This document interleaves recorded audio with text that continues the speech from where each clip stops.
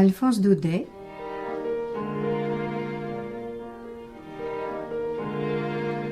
Les lettres de mon moulin. Les étoiles, récit d'un berger provençal.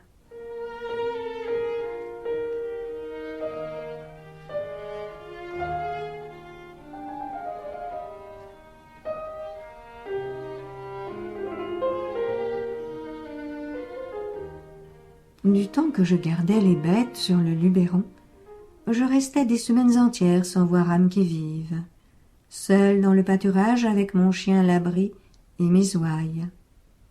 De temps en temps, l'ermite du mont de Lure passait par là pour chercher des simples, ou bien j'apercevais la face noire de quelques charbonniers du Piémont. Mais c'étaient des gens naïfs, silencieux à force de solitude, ayant perdu le goût de parler et ne sachant rien de ce qui se disait en bas dans les villages et les vignes. Aussi, tous les 15 jours, lorsque j'entendais sur le chemin qui monte les sonnailles du munet de notre ferme m'apportant les provisions de quinzaine, et que je voyais apparaître peu à peu au-dessus de la côte la tête éveillée du petit Millard, garçon de ferme, ou la coiffe rousse de la vieille tante Norade, j'étais vraiment bien heureux. Je me faisais raconter les nouvelles du pays d'en bas, les baptêmes, les mariages. Mais ce qui m'intéressait surtout, c'était de savoir ce que devenait la fille de mes maîtres, notre demoiselle Stéphanette, la plus jolie qu'il y eût à Didieuze à la ronde.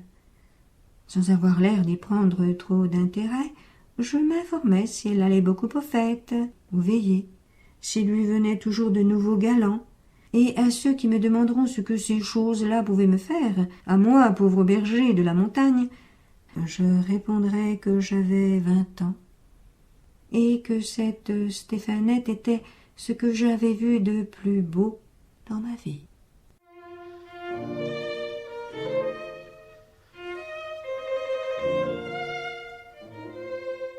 Or, un dimanche que j'attendais les vivres de quinzaine, il ne se trouva qu'ils n'arrivèrent que très tard. Le matin, je me disais « c'est la faute de la grand-messe ».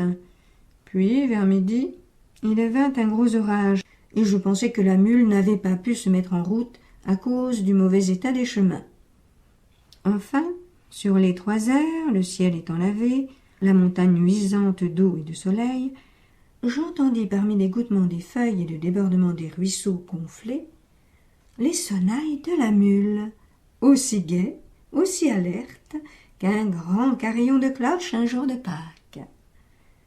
Mais ce n'était pas le petit Miarot, ni la vieille Norade qui le conduisait. C'était, devinez qui, notre demoiselle, mes enfants, notre demoiselle en personne, assise droite entre les sacs d'osier, toute rose, de l'air des montagnes et du rafraîchissement de l'orage.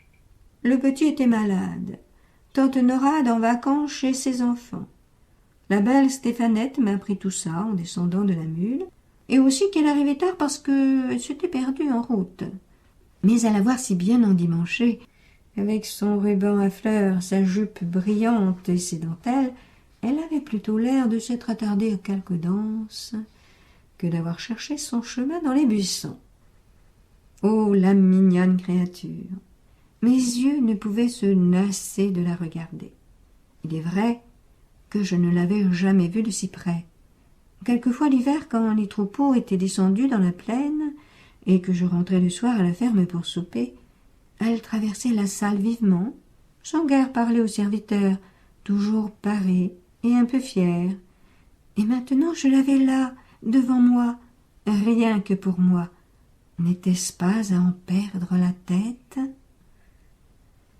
Quand elle eut tiré les provisions du panier, Stéphanette se mit à regarder curieusement autour d'elle. Relevant un peu sa belle jupe du dimanche qui aurait pu s'abîmer, elle entra dans le parc, voulut voir le coin où je couchais, la crèche de paille avec la peau de mouton, ma grande cape accrochée au mur, ma crosse, mon fusil à pierre. Tout cela l'amusait. « Alors c'est ici que tu vis, mon pauvre berger. Comme tu dois t'ennuyer d'être toujours seul. Qu'est-ce que tu fais? À quoi penses-tu » J'avais envie de répondre « À vous, maîtresse », et je n'aurais pas menti. Mais mon trouble était si grand que je ne pouvais pas seulement trouver une parole.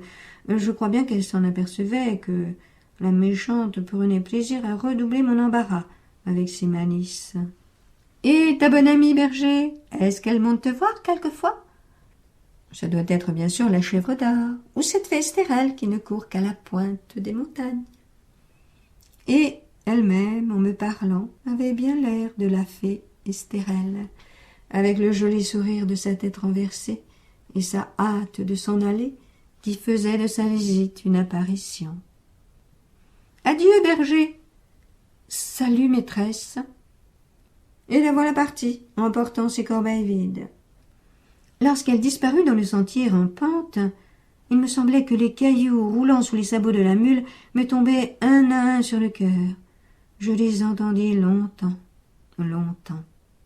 Et jusqu'à la fin du jour, je restais comme ensommeillée, n'osant bouger de peur de faire en aller mon rêve.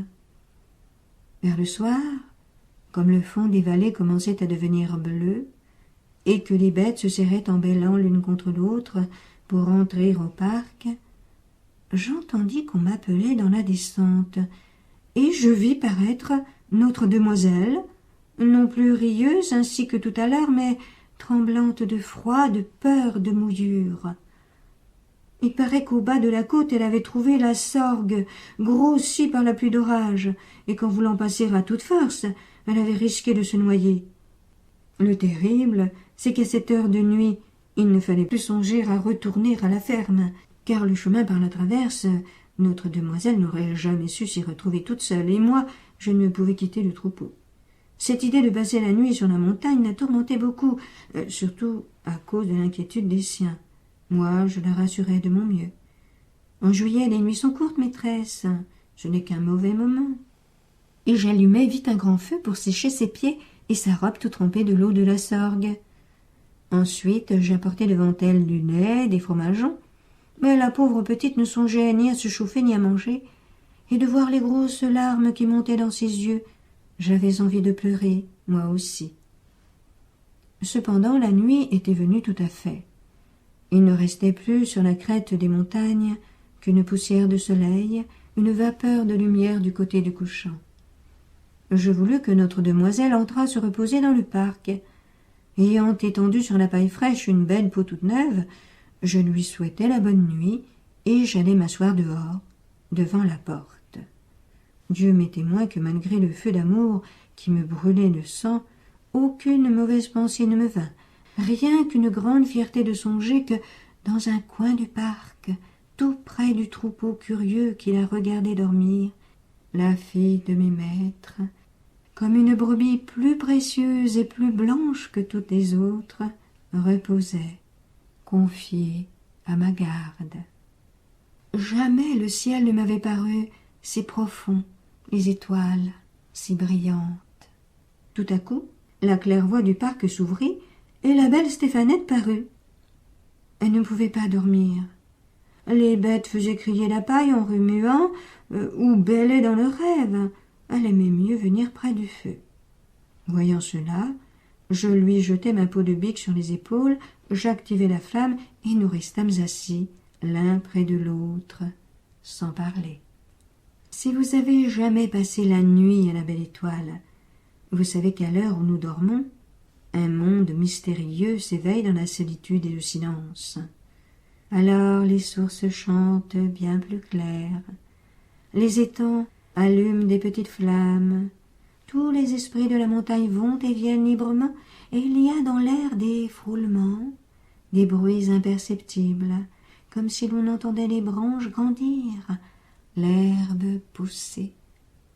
Le jour, c'est la vie des êtres, mais la nuit, c'est la vie des choses. Quand on n'en a pas l'habitude, ça fait peur. Aussi, notre demoiselle était toute frissonnante et se serrait contre moi au moindre bruit. Une fois, un cri long, mélancolique, parti de l'étang qui luisait plus bas, monta vers nous en ondulant. Au même instant, une belle étoile filante glissa par-dessus nos têtes dans la même direction, comme si cette plainte que nous venions d'entendre portait une lumière avec elle. « Qu'est-ce que c'est ?» me demanda Stéphanette à voix basse. « Une âme qui entre en paradis, maîtresse. » Et je fis le signe de la croix. Elle se signa aussi et resta un moment la tête en l'air, très recueillie. Puis elle me dit : « C'est donc vrai, berger, que vous êtes sorciers, vous autres ? » ?»« Nullement, notre demoiselle, mais ici nous vivons plus près des étoiles, et nous savons ce qui s'y passe mieux que les gens de la plaine. » Elle regardait toujours en haut, la tête appuyée dans la main, entourée de la peau de mouton, comme un petit pâtre céleste. « Qu'il y en a ! Que c'est beau ! Jamais je n'en avais tant vu. Est-ce que tu sais leur nom, berger ? » ?»« Mais oui, maîtresse. Tenez, juste au-dessus de nous. Voilà le chemin de Saint-Jacques. La voie lactée. Il va de France droit sur l'Espagne. C'est Saint-Jacques de Galice qui l'a tracé pour montrer sa route au brave Charlemagne lorsqu'il faisait la guerre aux Sarrasins. Plus loin, vous avez le char des âmes, la grande ours, avec ses 4 essieux resplendissants. Les 3 étoiles qui vont devant sont les 3 bêtes, et cette toute petite contre la 3e, c'est le charretier. Voyez-vous tout autour cette pluie d'étoiles qui tombe ? Ce sont les âmes dont le bon Dieu ne veut pas chez lui. Un peu plus bas, voici le râteau, ou les 3 rois, Orion. C'est ce qui nous sert d'horloge à nous autres. Rien qu'en les regardant, je sais maintenant qu'il est minuit passé. Un peu plus bas, toujours vers le midi, brille Jean de Minan, le flambeau des astres, Sirius. Sur cette étoile-là, voici ce que les bergers racontent. Il paraît qu'une nuit, Jean de Minan, avec les 3 rois et la poussinière, la Pléiade, furent invités à la noce d'une étoile de leurs amis.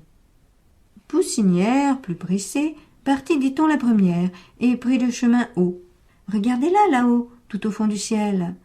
Les 3 rois coupèrent plus bas et la rattrapèrent. Mais ce paresseux de Jean de Minan, qui avait dormi trop tard, resta tout à fait derrière, et, furieux, pour les arrêter, leur jeta son bâton. C'est pourquoi les 3 rois s'appellent aussi le bâton de Jean de Minan. Mais la plus belle de toutes les étoiles, maîtresse, c'est la nôtre. C'est l'étoile du berger, qui nous éclaire à l'aube quand nous sortons du troupeau, et aussi le soir quand nous le rentrons. Nous la nommons encore Maguelonne, la belle Maguelonne qui court après Pierre de Provence, Saturne, et se marie avec lui tous les 7 ans. Comment, berger ? Il y a donc des mariages d'étoiles ? Mais oui, maîtresse. Et comme j'essayais de lui expliquer ce que c'était que ces mariages, je sentis quelque chose de frais et de fin peser légèrement sur mon épaule. C'était sa tête alourdie de sommeil qui s'appuyait contre moi avec un joli froissement de rubans, de dentelles et de cheveux ondés. Elle resta ainsi, sans bouger, jusqu'au moment où les astres du ciel pâlirent, effacés par le jour qui montait. Moi, je la regardais dormir, un peu troublée au fond de mon être, mais saintement protégée par cette claire nuit qui ne m'a jamais donné que de belles pensées. Autour de nous, les étoiles continuaient leur marche silencieuse, dociles comme un grand troupeau, et par moments, je me figurais qu'une de ces étoiles, la plus fine, la plus brillante, ayant perdu sa route, était venue se poser sur mon épaule pour dormir.